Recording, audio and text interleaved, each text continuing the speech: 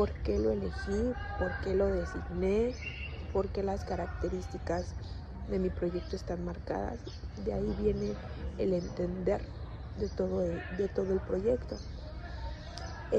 Hablo de diferentes etapas de mi vida desde el kinder, en donde he reconocido que diversos factores han afectado en mi desempeño.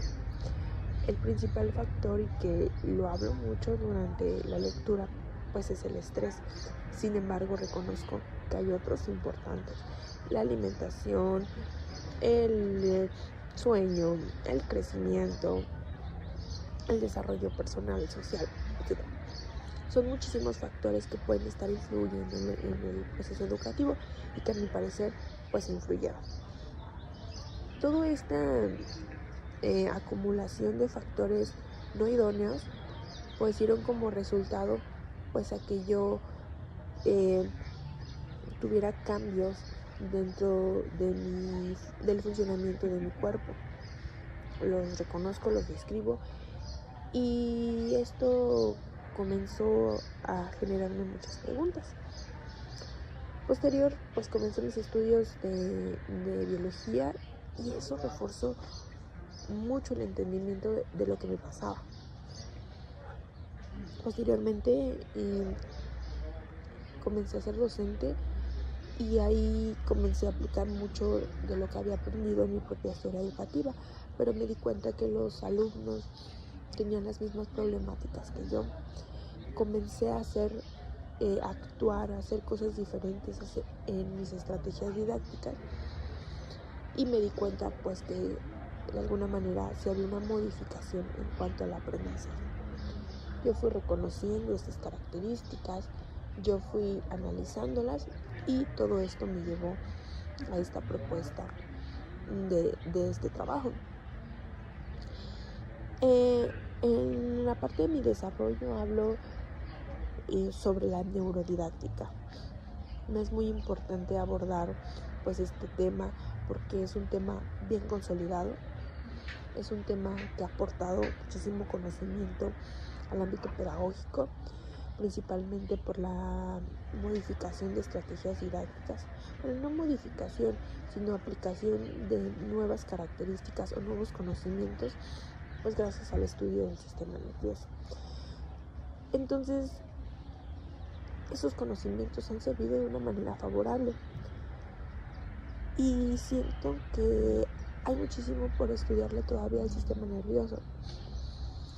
Hay un concepto nuevo que hablo dentro de mi relato, que es la neuroplasticidad, que aunque ya está muy designada, creo que no se ha utilizado de manera benéfica para el aprendizaje, porque si describimos a la neuroplasticidad como una comunicación entre neuronas, pero esa comunicación puede ser modificable gracias al ambiente. ¿Cuáles son las características del ambiente que nos pueden beneficiar? Pues el sueño, la alimentación, la etapa de desarrollo, el nivel de estrés al que se enfrentan nuestros alumnos. Todas estas características medioambientales pueden beneficiar la neuroplasticidad, o sea, la comunicación entre neuronas, y por consiguiente hacer más efectivo el proceso de aprendizaje. Pero también hablo de otro sistema sumamente importante, que es el endocrino. De hecho, estos dos sistemas están considerados como sistemas que regulan la homeostasis. Entonces, si yo hablo de homeostasis, hablo de una regulación medioambiental. ¿En qué ambiente está el alumno aprendiendo? Y si esto está perjudicándole o beneficiando, y cómo podemos modificar a su beneficio, si es el caso de que no sea un ambiente sano. Entonces, este sistema endocrino, en primera parte, pues está sumamente relacionado con el nervioso, porque el nervioso justamente lo que hace es comunicarse con el medio externo del individuo. Entonces, si yo me enfrento a frío, a calor, etcétera, que son factores de mi medio ambiente, mi sistema nervioso lo va a traducir en información al medio interno, ¿sí? A mi fisiología. Entonces, esa información también se va a comunicar de manera directa con la síntesis de hormonas, que es la parte endocrina.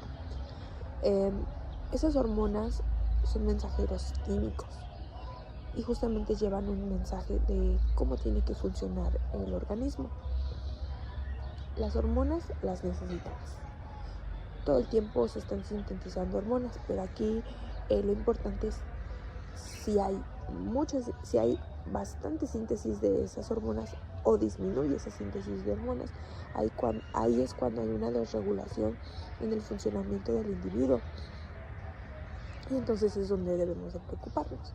Y ahora, si lo vemos como una comunicación constante y directa con el sistema nervioso, pues ahí donde vemos esa triangulación hacia cómo vamos a estar afectando el proceso de aprendizaje.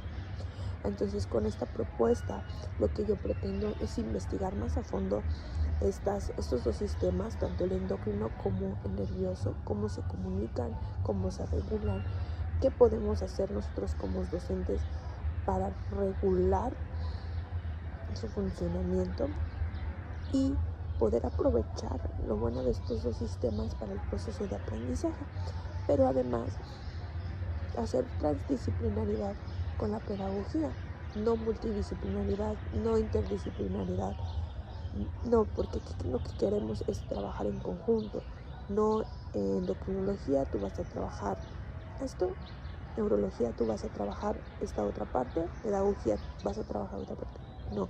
La transdisciplinaridad nos habla de trabajar en conjunto, todas las ciencias aportando cada uno su conocimiento, pero todas creando un conocimiento a la par, en conjunto.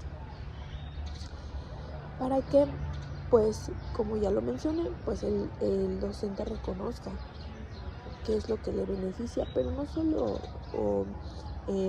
recae todo esto en el propio docente, sino también que el propio alumno pueda reconocer cómo puede autorregular su funcionamiento biológico a favor o en contra.